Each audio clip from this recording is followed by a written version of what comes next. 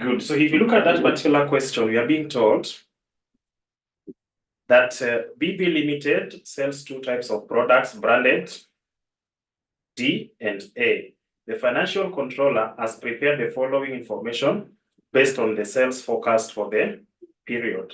So we have sales volume, we have unit selling price, we have unit variable cost, unit contribution, we have total sales revenue, and then we have total variable cost there. Then we get to, again, additional information given down there. We have now contribution to direct and common fixed costs. We have less direct avoidable fixed costs for us to be able to get operating profit. And then we deduct less common indirect fixed costs for us to be able to get operating profit. So what are they telling us there? The common fixed cost relates to the cost of common facilities and can only be avoided if neither of the products is sold. The managing director is concerned that the sales may be less than forecast and has requested information relating to the break-even point for the period required, the break-even point of the two products in units and sales value if they are sold in the sales mix ratio of, that is original sales mix ratio, and then 2 when they are sold in the mix of ratio of 1 to 1. So if you get a question of that kind, remember what I said. Under this topic, of course, you get back to intermediate topic number 2, where we do the classification of cost. And of course, we are going to classify cost here based on variability, whereby the only type of cost we need to understand here is 2 of them. That is variable costs, and then we deal with the fixed cost. So your work is to basically bring all the variable costs together and then bring all the fixed costs together. Because for you to be able to get the break-even point, now that we are dealing with multiple products, we need to take total fixed costs. Then we divide that by the weighted average contribution margin. What did we say about weighted average contribution margin? Weighted average contribution margin should be equivalent to summation of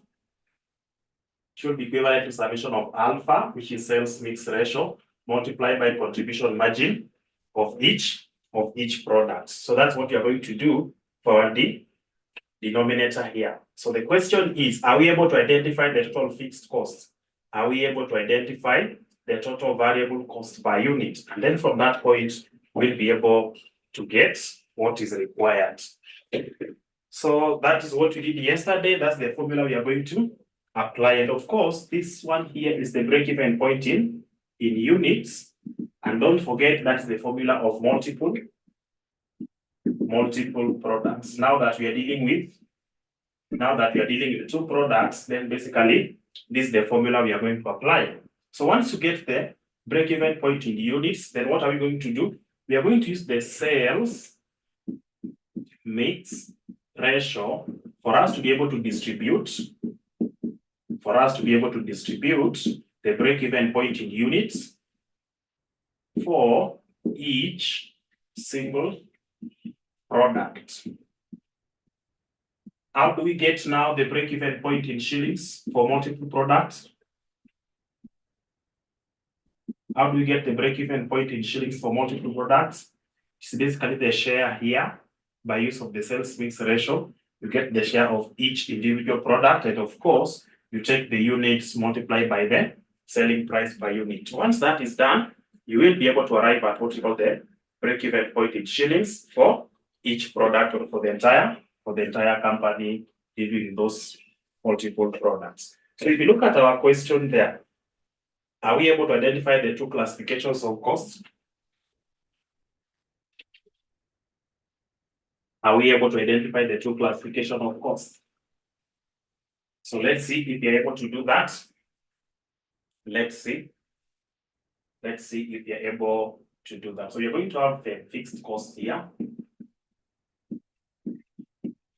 And and then we'll be able to have the variable costs. So let's see.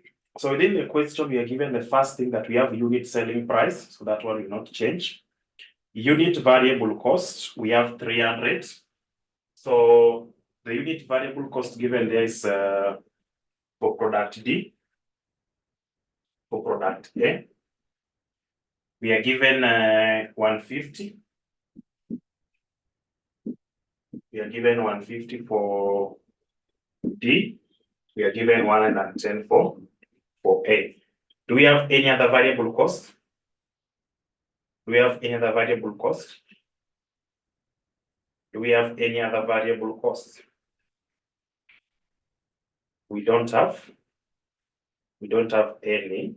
We don't have any, because you're able to see.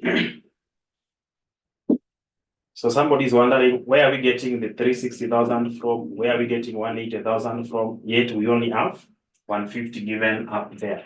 Remember, the volume of these products here, we are given a volume to be 1,200. So that is now the units, 1,200, which we should be able to write the word expected. Expected units. So we have 1,200 for A, and then we have 600 for B. So once you have your variable costs, can you try to take 1,200 to multiply by 150? You should be able to arrive at a figure that will be giving you the total variable cost. So if you do this, what will you have for A? What will you have for A? For B, that is for D. For A, you'll be able to see, you're going to take now 600, you multiply by 110 for you to be able to get the total variable cost of product A. Are you able to get the figures? What do you have for this one here? What do you have for this one here? I'm told this one is 66,000. How about this? For D, we should be having a figure of 1,200, that is 180,000. So if you look at the question there, the statement given, you're able to see where we are getting the total variable cost from, that is 180,000. You're able to see where you're getting 66,000 from. The total revenue given there, remember your revenue is equivalent to the units that are going to be sold, the expected units, multiplied by the selling price per unit. So for example, for D, we have selling price as 300 shillings per unit. So if you take 300 multiplied by 1,200, you are getting 360,000. And the 360,000 is basically what we take and deduct the variable cost for us to be able to get the total contribution, the gross contribution of that particular product. So if you look at the totals column, we have 480,000. If you deduct 246, you are having 234,000. That's what we have as the contribution to direct and common fixed costs. Below that, we have direct avoidable fixed costs. So these fixed costs can be avoided, as you can see, they can be avoided. And then we have operating profit, and then we have another expense there, common indirect fixed cost, which is making these people to get the total operating profit. So there is no any other variable cost that was omitted. This is the only variable cost. Remember, we are dealing with two different products, and therefore you have to look at the total cost in totality. Therefore, let's now come to the column of fixed costs. Are we able to identify the fixed costs here? So the first section, or the first part where we are meeting the fixed cost, is direct avoidable fixed costs. So direct avoidable fixed costs. Direct avoidable fixed costs, we have 90,000 plus 27. That is giving us 117,000. How about any other fixed costs that we're able to see there? Any other fixed cost? We have common indirect fixed costs. Common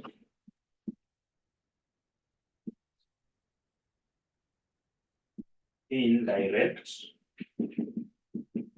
fixed costs of what figure? Of 39,000.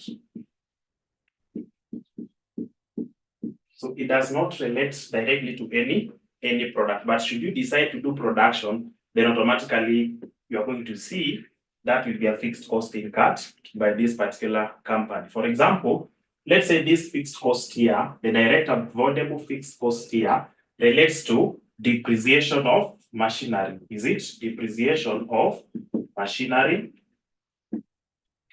We have insurance expense of machinery, is it? So these two, whether you stop production or not, I mean, if you stop production, you stop about the business, then automatically you are not going to incur anything to do with the depreciation of machinery. You are not going to pay anything to do with the insurance expense of this particular machinery. How about you have now administrative block, where this building has been leased and the company is paying what we call lease. The company is paying what we call lease rentals. Is it? This lease rental here is basically for the building that is hosting the offices of the company. So whether you do production or not, maybe the company can shift another thing, and therefore they still have to pay the lease rentals. Is it? They have to pay the lease rentals. It does not directly relate to any particular product that the company is producing. But at the end of the day, it is forming part of the fixed cost that the company is actually paying for. And therefore, how do we now get the total fixed cost? It is the direct avoidable fixed cost plus the common indirect fixed cost. So if you add all that, what will we have as our total fixed cost? What will we have as our total fixed cost? So total fixed cost will be equivalent to 117,000 plus 39,000. What are you getting? 156,000.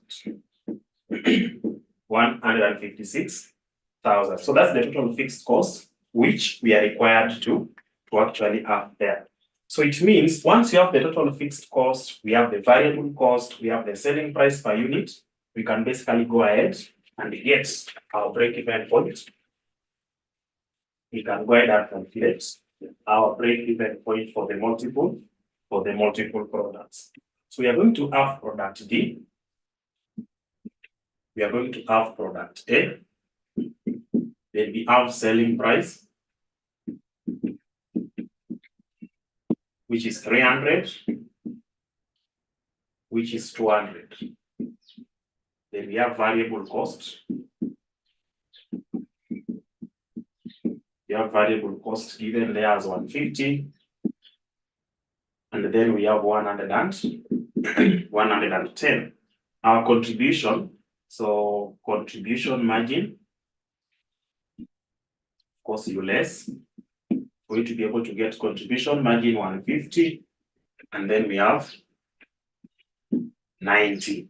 Good. So we are lacking something here for us to be able to get the weighted average contribution margin. What is it? We are basically lacking here the sales mix ratio, which we are calling alpha. So the sales mix ratio here basically relates to the proportion of each particular product within the mix. That is, product B, the company is proposing or is supposed to sell 1,200. For product A, the company has projected sale of 600 units. Total number of units that we are going to sell here, total number of units, if you come with the total column, what are we having? 1,200 plus 600 is giving us 1,800, is it? 1,800. So, of the total, D is having 1,200. Of the total, A is having 600. So, what is the proportion of the total that each product will be taking. What is the proportion here? What is the proportion here? Yes, at least 4 decimal places.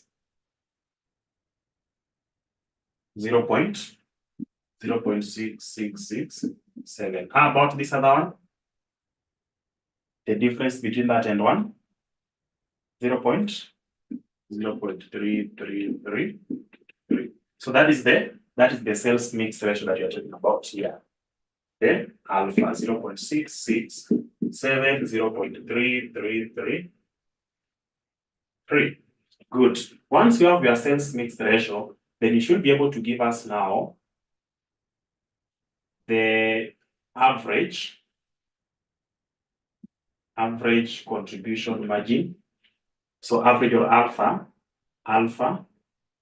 multiplied by contribution margin, alpha multiplied by contribution margin.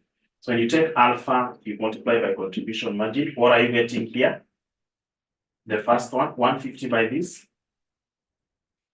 150 by this should give us a figure. So we are getting 100. If you did not round off, I think you should be getting a whole figure, which is 100, right? Good. How about this other side? If you take 0.33 by 90, what will you have? We'll be having 30 without those decimals, I think so.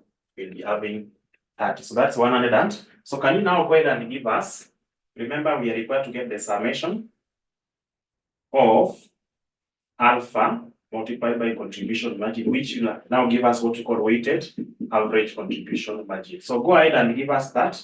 The summation of 100 plus 30 is equal to 130. So that is our weighted average contribution margin. The total fixed costs, we already have them. The total fixed costs, we already have them somewhere here, which was 156,000. So our break-even point in units will be equivalent to total fixed cost, which is a total fixed cost over weighted average contribution margin. So total fixed cost, we had 156,000, and we divide by weighted average contribution margin, which is 130. So if that is done, what is our break-even point in units? What is our break-even point in units? 1,000, 1,200, 1,200. So you want to now distribute this 1,200 to the individual products. So what number from this 1,200 will we give to D? What number from the 1,200 will we give to D? D will have the sales mix ratio, that is 0.6667. D will be taking that, and of course A will be taking 0.3333 multiplied by the same amount. So what are we going to have here? What are we going to have there as the share?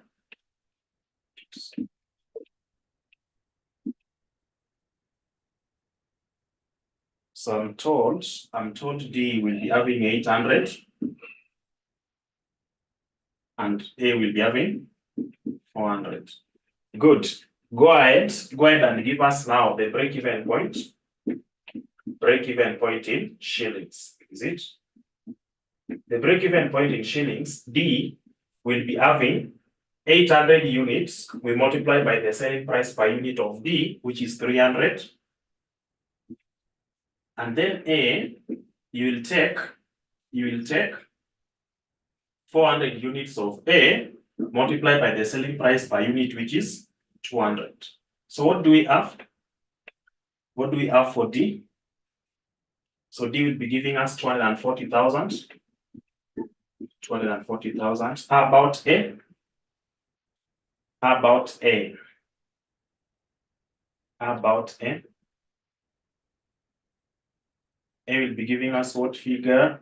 Why multiply the sales mix ratio and break-even point? Good. Why are we multiplying the sales mix ratio by the break-even point. Where are we multiplying that? Can someone assist? Can someone assist our friend there?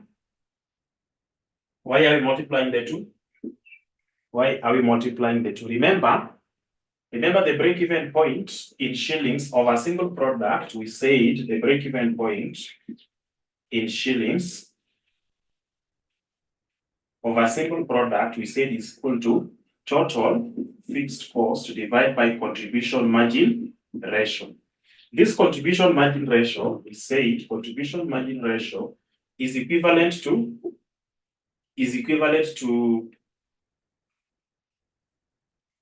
contribution margin divided by selling price per unit. Is it? That's what we said is the contribution margin ratio. Now, look at the contribution margin here, which we are getting. So my question is, are you going to take the contribution margin of product D, which is 150, or of product A, which is 90? Are you able to see that? We cannot take one. We cannot take the two of them.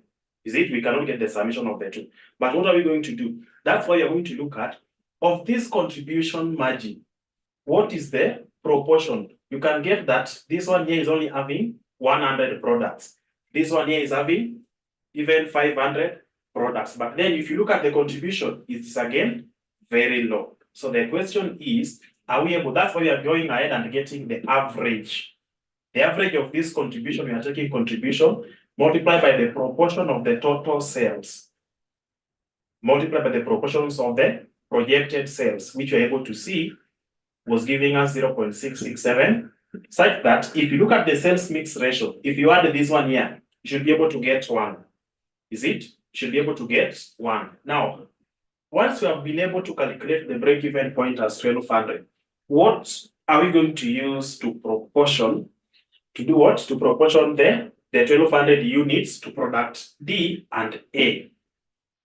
You cannot assume and say, because D is having 300 shillings per unit, we are now going to give it the highest number of units. No. So which basis are we going to use to distribute the 1200 to these two different products? Because this 1200 here entails units of D and units of A, not just a single product. There are multiple products, and therefore that's why the sales mix ratio is helping us to distribute this. So once you've been able to distribute, that is the proportion of the total, which is 0.667 by 1200 is giving us 800 units of A. Another thing, why is it now that we are not going to use this formula? The reason why you're not going to use this formula for multiple products, look at what we have here, the selling price. For product D, we have 300. For product A, we have 200. So we cannot say that because our break-even point in units is 1200, so we take 1200 and then multiply by 300. Is it?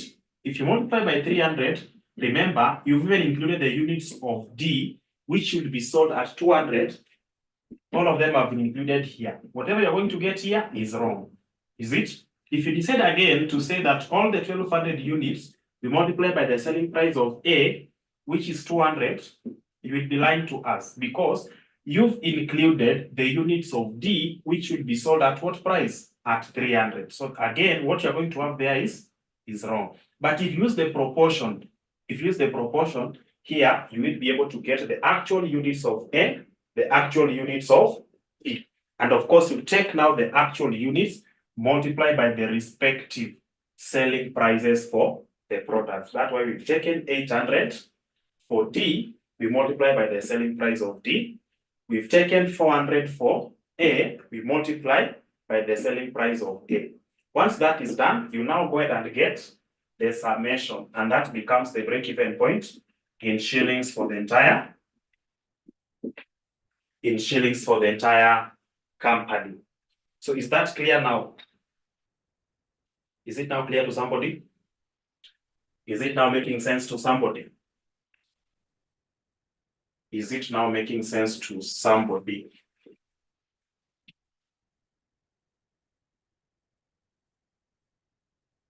Good. So I believe your question is answered. Now, somebody want to prove whether what you are having here is correct? Are you able to prove and confirm that at this particular point of operation, you are not going to make any loss, you are not going to make any profit? Yes, we can prove that. So let's just come here. Let's just come here, then we prove that together. So once you have the contribution margin, you can go ahead and give us now the units. So yeah, basically, we want to prove whether what you're having here is correct. So the units, the actual units for D will be 800. The actual units for A will be 400. So why can't you go ahead and give me total contribution? So total contribution, we have 150 by 800. What are you getting? 150 by 800. 150 by 800. What are you getting?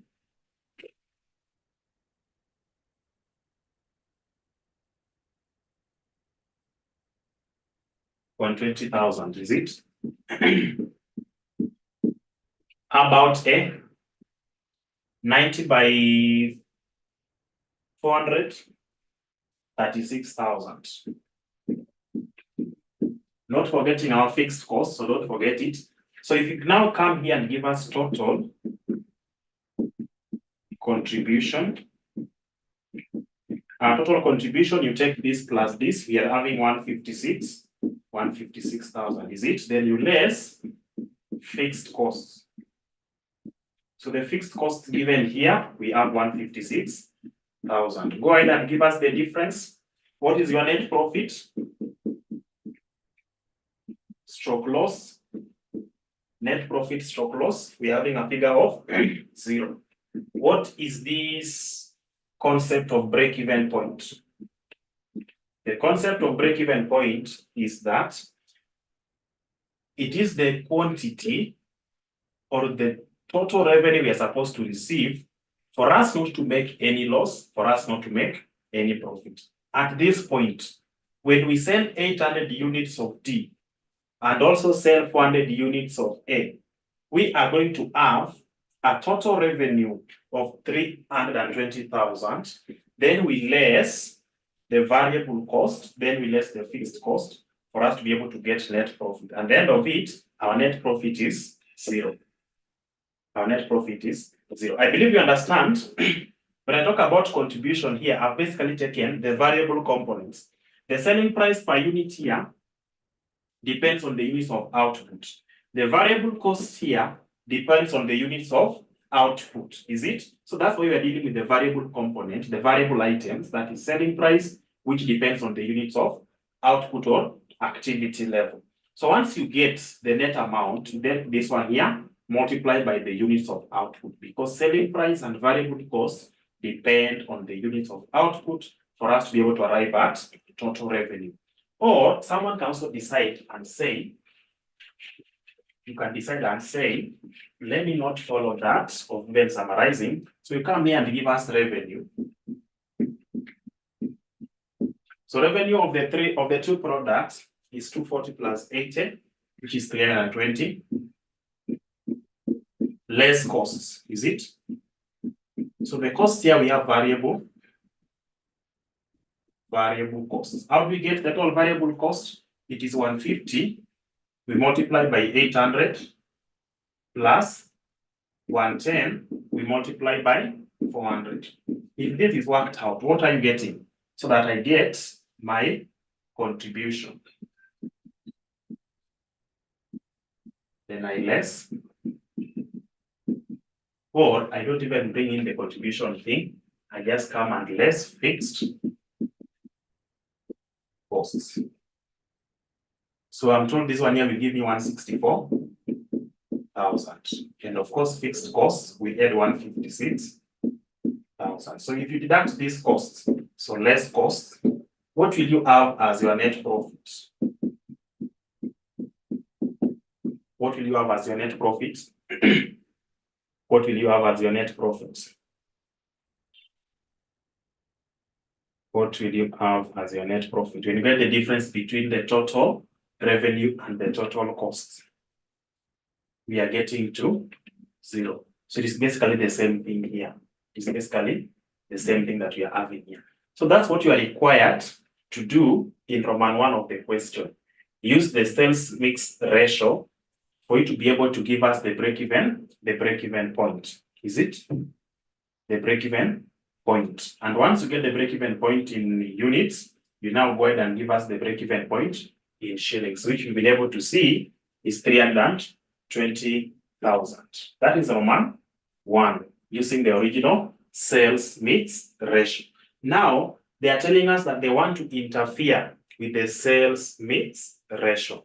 They want to interfere with the sales mix ratio. And I want you to get this. I want you to get this. Someone will be confusing this, but it is very, very important to us. So we are now tackling Roman 2. I expect you to start that Roman 2 by putting this down.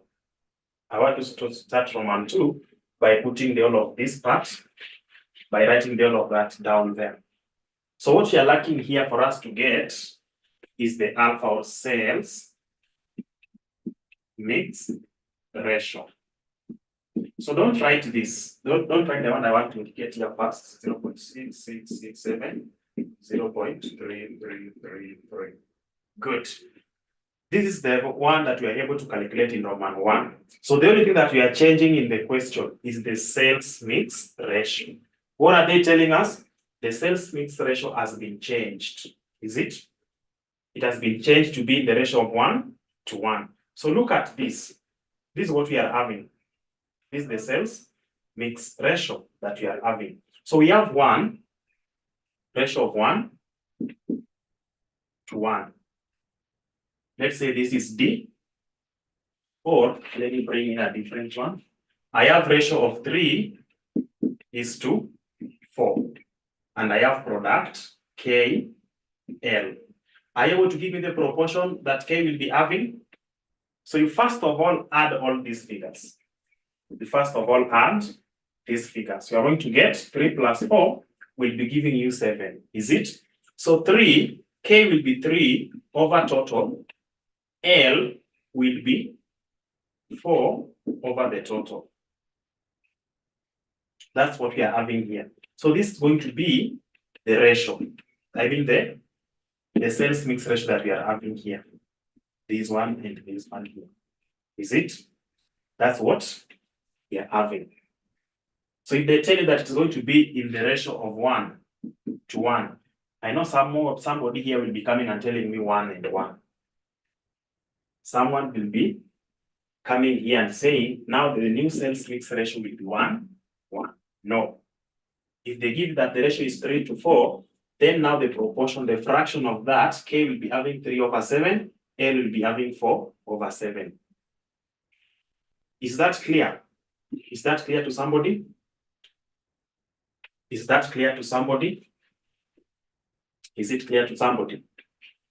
3:4 is not 3 and 4, but it is 3 over the total, which is 7, and it is 4 over the total, which is 7. So having identified that, are you able to give me the new sales mix ratio of D and A?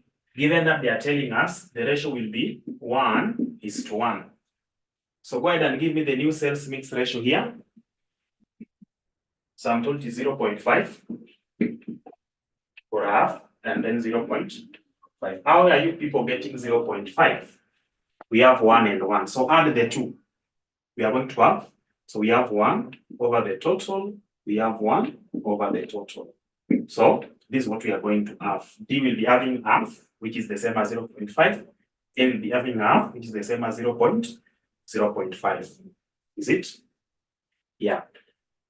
So once that is done, please go ahead and give me now the sales mix ratio multiplied by contribution margin.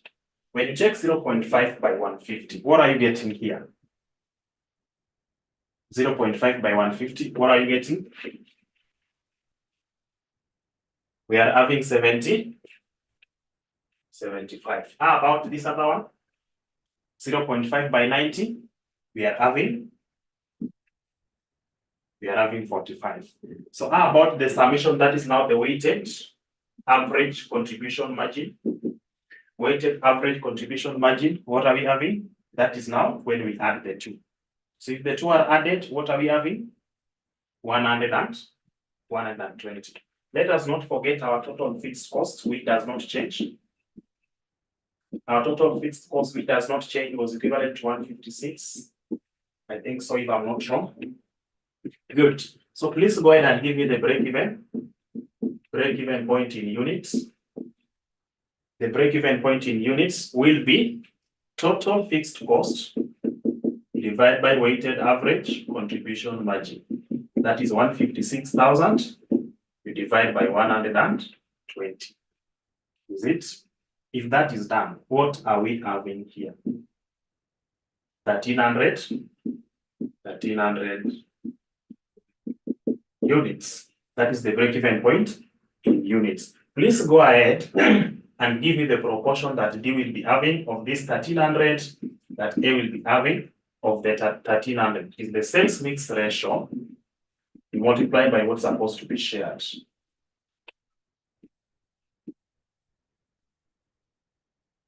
So each will be having 650 units.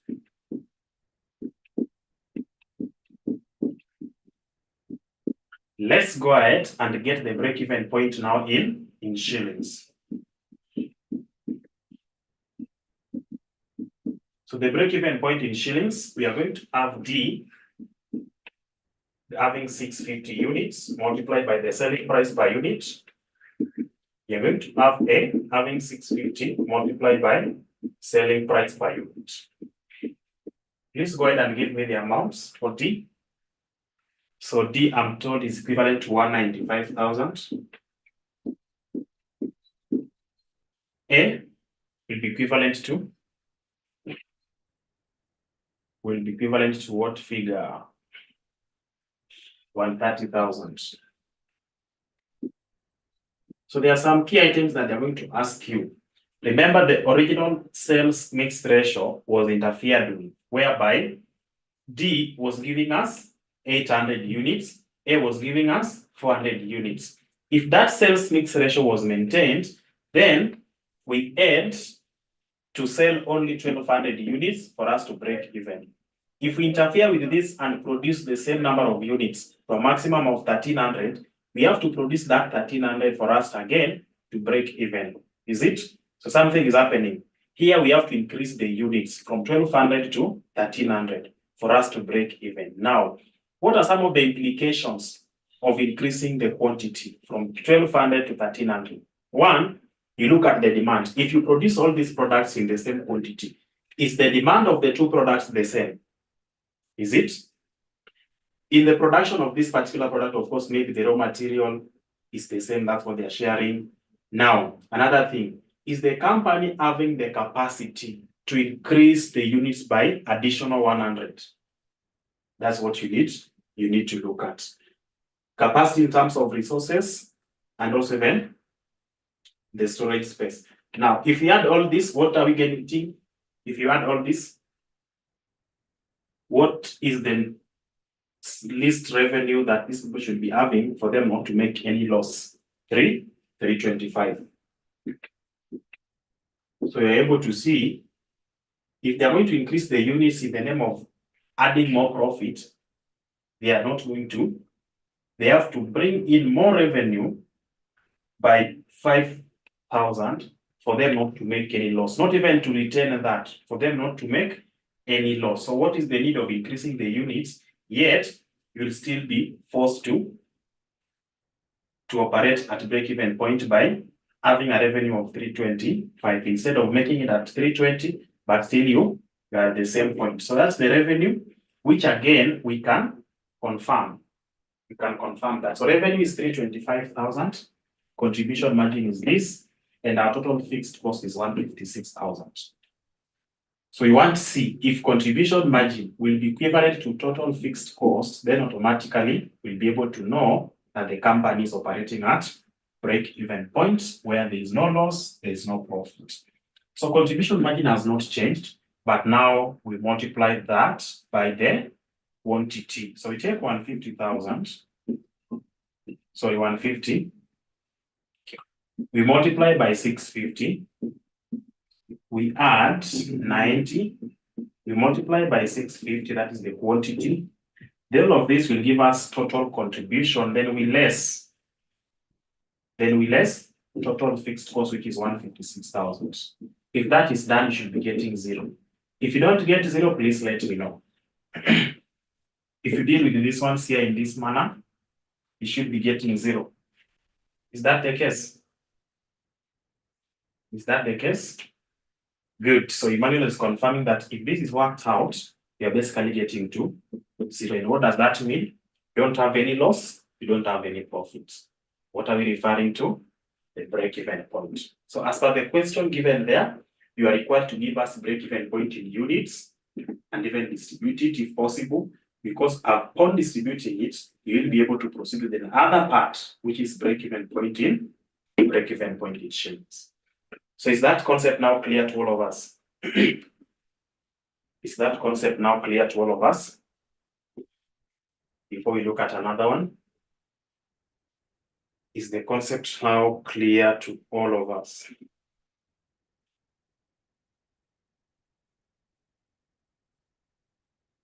Is the concept now clear to all of us? So we should be looking at question 2. Question 2A. But the question 2A given there is now talking about the limiting factor. The limiting factor and throughput accounting. So throughput accounting, the difference between throughput accounting and limiting factor is very, very simple, which of course we are going to do it again extensively under inventory management. Under inventory management, when you talk about throughput,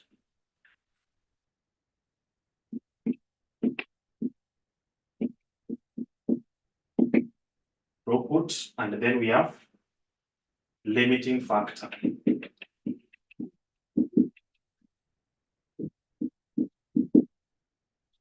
So this variable cost, of course, they have been combined. Mwalimu, can we have a short prayer break before we look at another question? Yes, let me see the time. Okay, we can have a break. Let's come back at 7:04.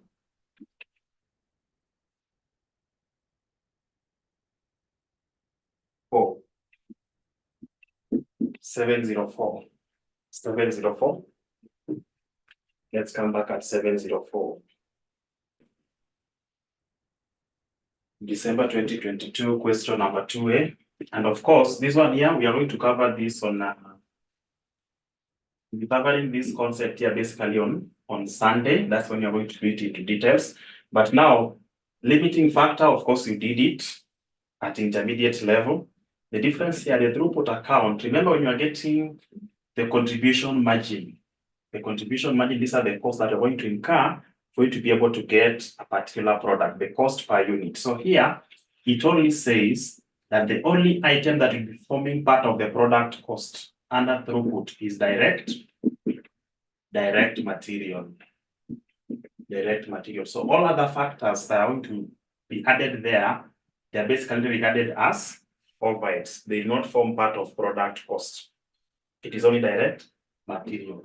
Under the limiting factor here, based on the question that you're going to see on Sunday, you'll be able to see that direct material, direct labor plus variable production overheads will be forming part of product cost. So we are going to use this for us to be able to get the limiting resource, is it? So these items that you're going to use in the production of, let's say item A, these ones form part of the product cost, and then now you get the non-production cost, the fixed cost that do not relate directly to the product cost.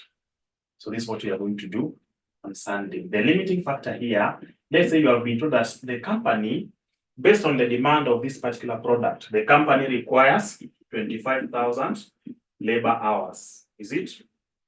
25,000 labor hours for them to be able to produce product T or product D, K, L, M. So these are 4 products they're supposed to produce, and for them to meet the market demand, they need 25,000 labor hours. The company, based on its capacity, the company is only able to provide 13,000 labor hours. 13,000 labor hours. How will they come up with a strategy or a method for them to be able to apportion these 13 hours in a manner that will maximize their income? So that strategy, that formula which you are going to apply to tell them that you should be able to produce this number of units of B, this number of units of K, this number of units of M, or even drop M, but still at the end of the day, you'll be maximizing your revenue, then that's what we call about, or that's what we refer to as the limiting factor analysis. But of course, in the context of a question where they bring in limiting factor and throughput, we just know that direct material is the only variable cost that is forming part of product cost. Any other cost that will be incurred, be it direct labor, then automatically they do not form part of product cost. They are regarded as production overheads, or even just overhead cost, which do not form part of product cost. But these ones here, under limiting factor, direct labor must form part of product cost. Variable production overhead, the fixed production overhead will form part of product cost now, but it depends with the method that you are applying. Are you using marginal or absorption? Absorption costing is also called full costing, which I believe you're able to remember. Marginal, we also call it variable costing. The difference between these two again is basically based on the usage of what we call fixed production overhead. Under absorption, fixed production overhead forms part of product cost. Under marginal, fixed production overhead is regarded as non-production cost, and therefore it is expensed in the income statement as one of the operating expenses. Okay, I believe we've now been able to receive or to access the question for the December sitting. Is that the case? December sitting, remember, it is still touching on topic number 3, that is CPP analysis. But now look at the question. Imagine you've covered that class, and then when you get to your example, question number 1A, you get a question similar to what we just want to do. Will you be able to confirm that you really covered CPP analysis in class? Will you be happy about the CPP concept? That is what we have there. So what you need to understand is, before even you look at the CVP analysis, you'll be able to see what we have there. We are told to use CVP analysis criteria to simulate the problem and determine the average profit. So the main thing there is basically about simulation, but then it is referring to CVP analysis. So what you need to understand is, which I believe you did in your AFM, when you're going to deal with simulation, this is what you need to consider. I've been given selling price. Is it? So I have 300, I have 200, then I have 450. Here, the probability that I've been given here, I have 0.2, 0.6, 0.2. Then another one in another place here, I've been given selling price. That is 300 still, 200, 450. But now they are not giving me 0.2. They are giving me 0.02, 0.06, 0.02. What you need to understand here is, are you able to come up with the range? Because our interest here is to come up with the range. So come here and give us cumulative probability, which will be 0.2, 0.8, then 1.0. And then you come now and give us the range. That's what I want to discuss with you. Once that is done, you'll be able to understand it. So cumulative probability, we have 0.02, 0.08, and then 1.00. Then you come to the range. I believe you're able to see that. So for the range here, look at what we are having, and I want you to tell me the pattern. So here I'm going to start with 0 to 1, 2 to 7, 8 to 9. The same items actually, here I'm going to have 0, 0 to 0, 1, 0, 2 to 0, 7, 0, 8 to 0, 9. For example, let me just try to do that. Let me just try to put that there. So if you look at what I'm having, if you look at what I'm having here, if you look at what I'm having before you get to this other side, if you look at this, you'll be able to understand that the number of decimal places that I'm having here is basically 1, is it? So if the number of decimal places is 1, then that's what you deal with. That's what you deal with here. You have to maintain the number of decimal places. If I have 2 decimal places, then look at how I'm changing this. Look at how this is being changed. So of course, this is just something that has been brought because we are touching on CVP analysis and we are covering CVP analysis. That's why I had to bring it here. But if you go to topic where you're going to do inventory, then you're going to do this extensively. You'll be given the lead time, you'll be given the number of orders, and then of course, with the different decimal places for you to be able to come up with the range. In this particular question for the December sitting, they tested the same under simulation, but because they are touching on CVP, we have to do it as early as in this topic number 3. So look at what we have there. When dealing with the CVP analysis, they have mentioned CVP. So someone is still wondering, how is this question related to CVP? Was it an error? No, the error was not there. So let's look at December 2, question number 1. Is it number 1? Do you number 1 be? Let's see. Question number 2A.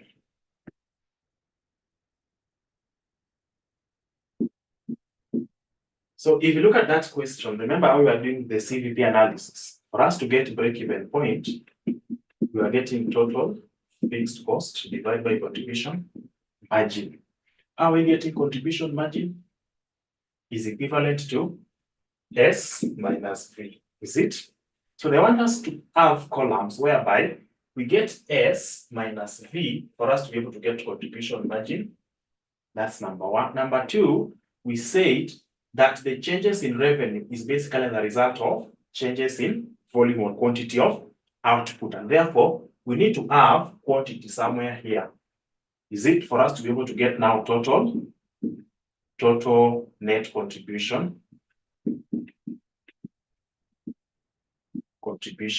And now that you have total net contribution, fixed cost will be constant.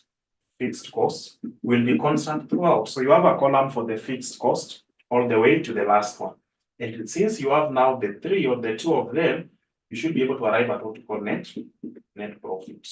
You approach it using the CVP analysis concept, but of course, at the end of the day, you'll be able to get net profit. The net profit here, we are given the random numbers to run from number 1 to 10. Is it? From number 1 to 10. So it means for the first one, you'll be getting net profit, the second one, the third one, all the way to the 10th item. So what do we do for us to get the average? It's the total profit you are going to have here, then you divide by the number of observations. If that is done, you'll be able to arrive at what we call average net profit. And that's what is required of you. So the first thing we need to do together, here,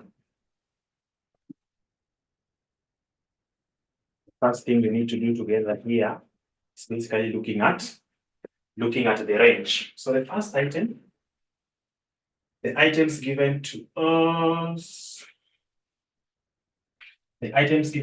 we have selling price. So I have selling price that I'm going to indicate somewhere here.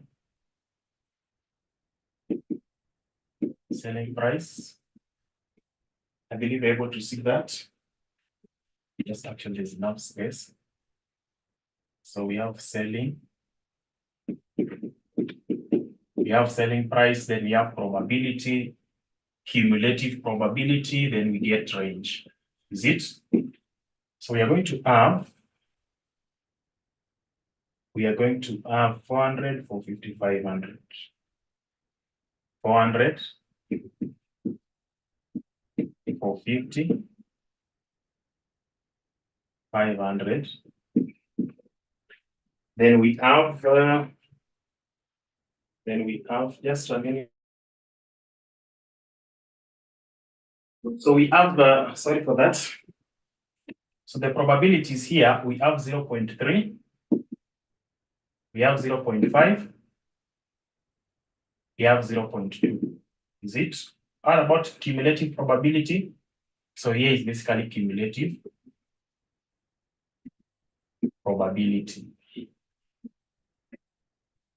So cumulative probability, we are going to have 0.3, we have 0.8, we have 1.0. Is it? How about the range? We start with 0 all the way to the number before this, which is 2. We start now from 3 to 7, and then we start from 8 to a number before that, which is 9. Is it? Once that is done, we now go to the next item, which is variable cost. Variable cost. Variable cost, we have 200, we have 250, we have 300. Is it? Then probability, we have 0.1, we have 0.6, we have 0.3. How about cumulative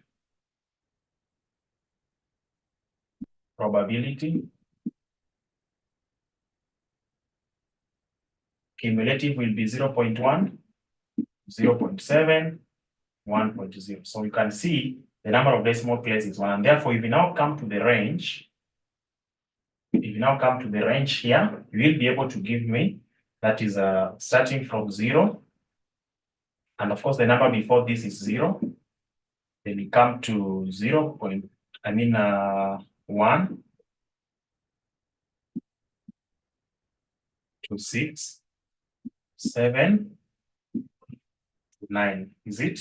Then you move to the last one, which I'm able to see annual sales volume. So we have quantity or volume. So you can talk about volume. We'll be having probability, cumulative, probability, and of course we have range. So once that is done, we are going to have 40,000. We are going to have 50,000. And then we have 60,000.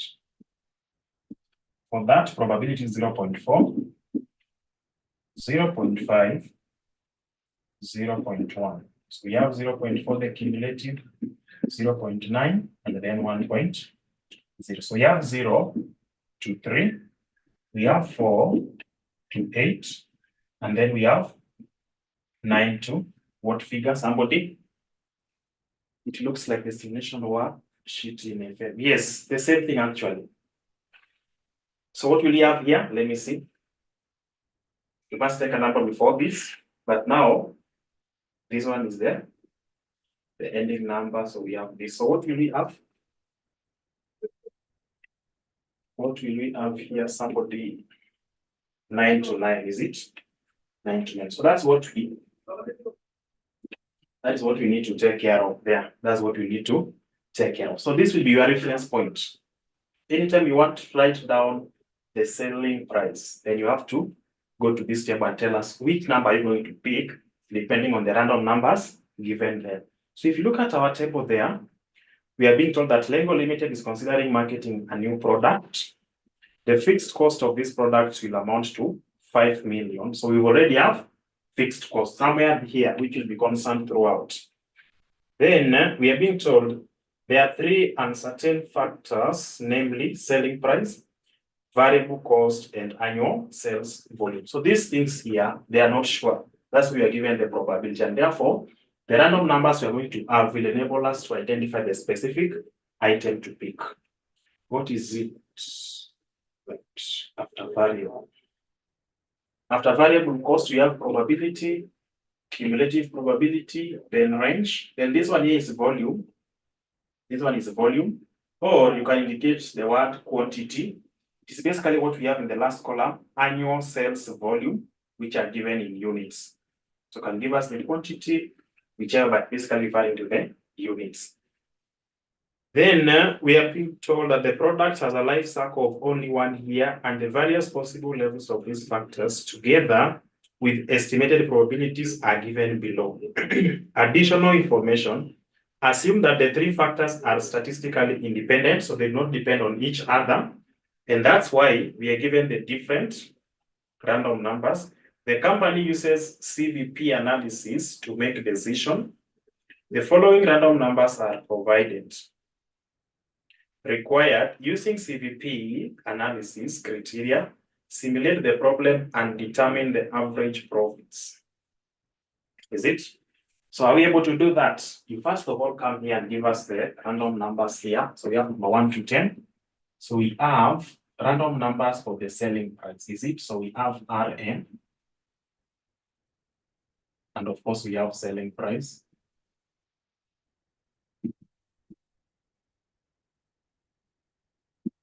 Selling price. So the random numbers, we are going to have them again all the way to number 10. We get the selling price. That selling price you need to multiply by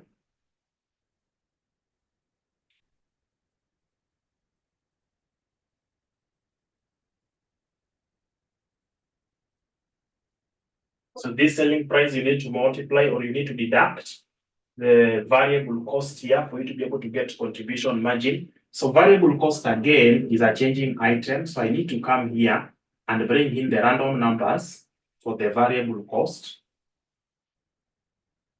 for me to be able to get the variable cost. Is it? For me to be able to get the variable cost. So once I have the variable cost, so this is variable costs. Once I have the variable cost, then I will come here. I will come here and get contribution margin. This contribution margin, I need to subject it to what we call the quantity for me to be able to get total contribution. So I need to come here and get quantity. Quantity, of course, is the volume. This volume here, or units, I'm also required to get the random numbers for me to be able to arrive at units or volume. Can talk of volume. So once we have that volume, we will be able to arrive at what we call total contribution. We'll be able to arrive at what we call total contribution.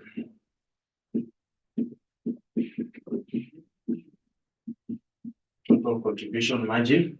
So once you have the total contribution margin, you will be able to take us now to total fixed costs. Total fixed costs, which will now lead us to the point of getting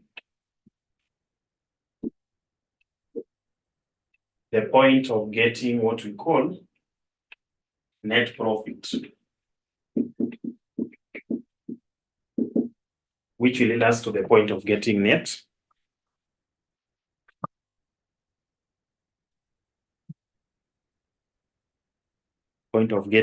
profit. Good. So let's come to the first one. The first one here, for us to get the selling price, I want us to pick the random numbers. So the selling price, the first number is 8. Is it? So let's indicate the numbers. We have 8. We have 0. We have 6. We have 1. We have 3. We have 5. We have 1. We have 3. We have 9.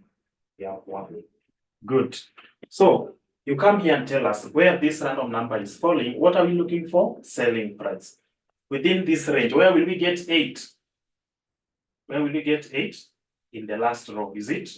corresponding to which number? 500. So the selling price here will be 500.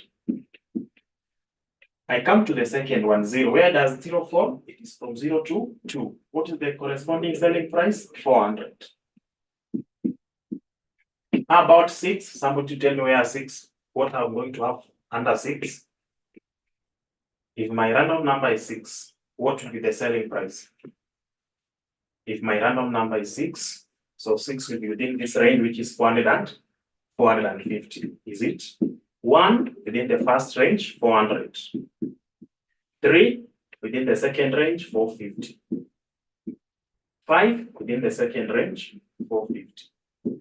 1 first range, 400. 3 second range, 450. 9 within the last range, which is 500. And of course, 1 taking us back to 400. That is what we have. That is what we have. Let me write down the random numbers for variable costs. So the random numbers for variable costs is starting from 0, 4, 3, 4, 6, 7, 2, 8, 5, 9. Good. So what do we have? The first one under variable cost. We now come to this table of variable cost. Where do we get 0? 0 is falling within the first range. So what will be the variable cost? Our variable cost will be 200. Is it? How about 4? How about 4? How about 4? Under variable cost for 4? Is it the first range or the second range? It will be within the second range, and therefore it corresponds to 250. Then we get 3. Where do we get 3? 3 within the second range again, 250. 4 within the second range, 250. 6 within the second range, 250. 7, third range, 300. 2, second range, 250. 8, 300. 5, 250. 9, 300. That is what we have, is it? So before we move to the volume, I want us to get contribution margin together. How do we get contribution margin? Contribution margin is equivalent to selling price per unit minus variable cost per unit. So what is the contribution margin for the first random number, the first row here? What is our contribution margin? That is 500 minus 1. So we have 300, is it? How about the second one? 400 minus 250, 150. The third one, 450 minus 200, 200. Is it? Minus 250 will be 200. 400 minus 250, the same thing, 150. 450 minus 250, I think I have the same thing here, so it will be 200. 450 minus 300. 450 minus 300, that is 150, is it? 400 minus 250, that's 150. 450 minus 300, that is 150. 500 minus 250, that is 250. 400 minus 300, that is 100. Is it? That is 100. Good. Let's go to the random numbers for the volume or quantity. So the random numbers for volume or quantity will be 6, 3, 9, 4, 0, 9, 7, 6, 8, 5. Good. So let's look at the volume or quantity. So we now come to this part here and look for the volume. So the first one we have 6. Where do we get 6? 6 is falling within this particular range. So our quantity will be 50,000. Is it? 3, where does 3 fall? The first one, 40,000. Where does 9 fall? The last one, 60,000. Is it? When we get 4, second one. Where do we get 0? The first part here, so that is 40,000. Where do we get 9? The last one here, 60,000. So I believe we are following that. The speed is okay. Here 4, we are going to have 7 within that range, 50,000. Then number 6, that is when we have 6 within this range, 50,000. 8, the same range. 5, the same range. 5, the same range. Good. So once that is done, we should be able now to get total contribution. So how can we get total contribution? We take contribution margin per unit multiplied by the unit or volume. So this one here, just know it is quantity. So contribution margin per unit multiplied by volume, what will we have? The first one, 300 by 50, 300 by 50, 15 million or 1.5? Somebody to confirm. What will we have there? 15 million, is it? So we have 15. We have 15 million here. That is the first one, 15 million. The second one, 250 by 40,000. What will we have?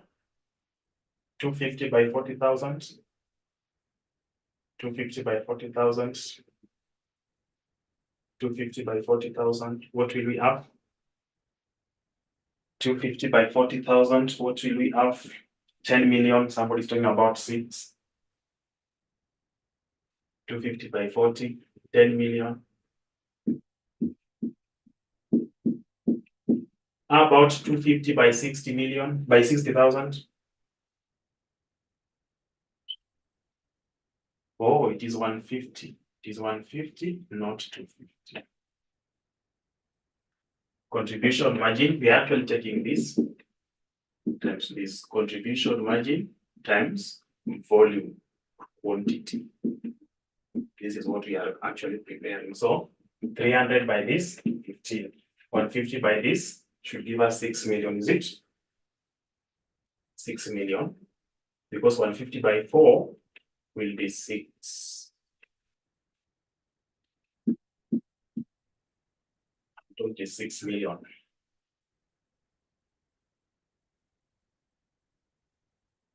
$600. Good. How about the other one? 200 by 60. Is it 1.2? Is it 1.2 or 12 million? 12 million. Good. This one here, 150 by 50. Is it 7.5? Then we have 200 by 40. Is it 8 million? Yes.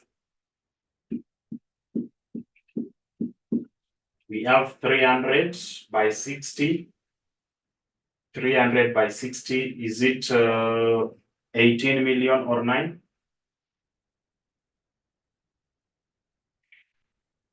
Hapa ni ngapi? Oh, 150. 159.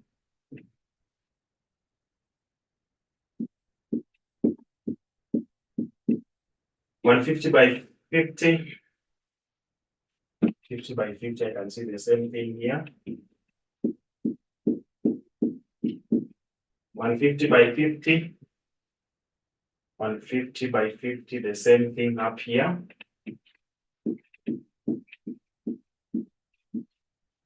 50 by 50, the same thing. 250 by 50. 250 by 50. What are we getting? 12,500,000.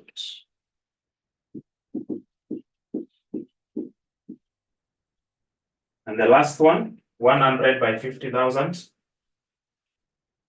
100 by 50,000.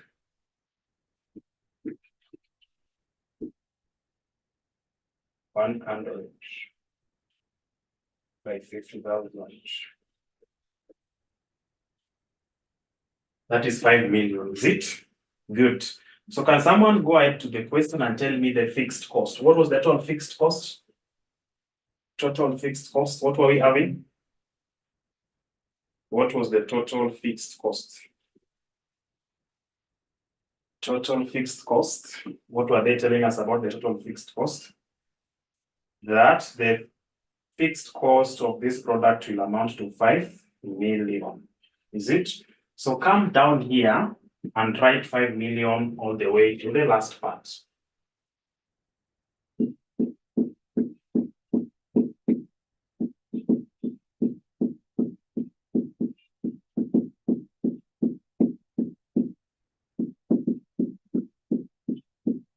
$5 million.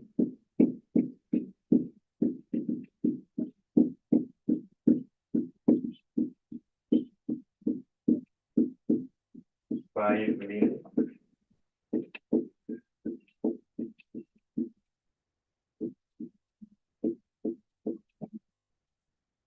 So are we done with that? Have we been able to do that so that we get to the last part? Are you done with the section of putting in the total fixed cost? Good. You have total contribution, you have total fixed cost. What else can stop you from getting the net profit? Nothing. So let's get the net profit here. So I'm having 10 million. Here I'm having 1 million. Yes. Here I'm having 7 million.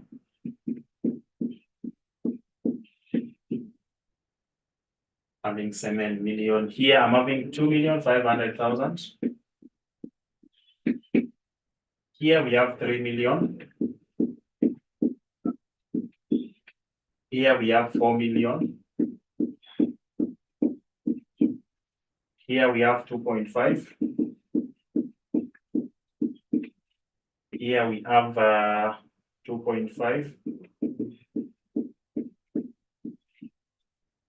Here we have 7,500,000. Is it?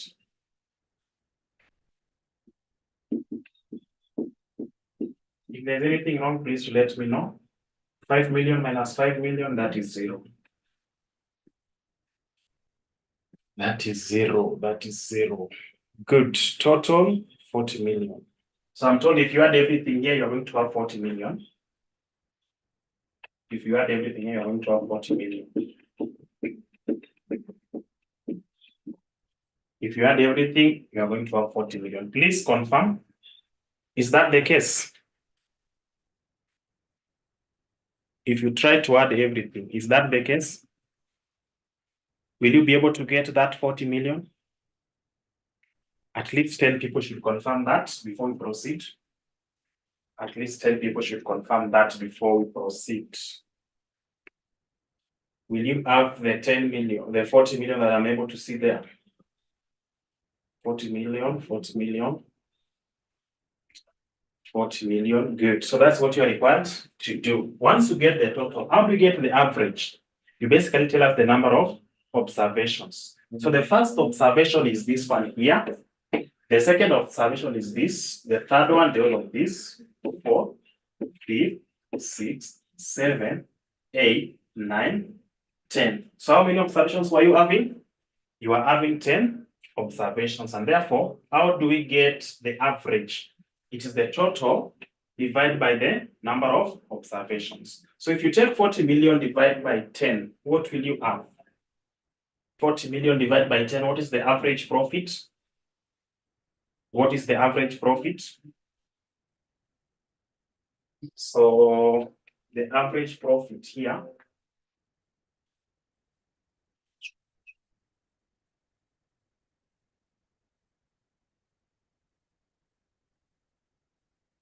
average profit will be equivalent to total profit divided by number of observations. 40 million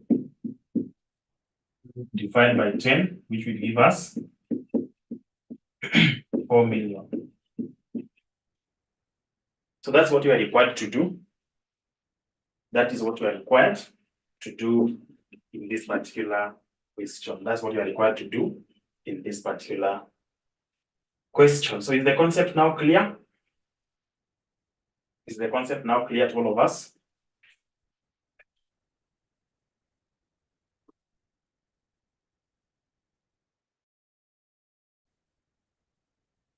That's what that's what you are required to do in this particular question. So under the topic of CVP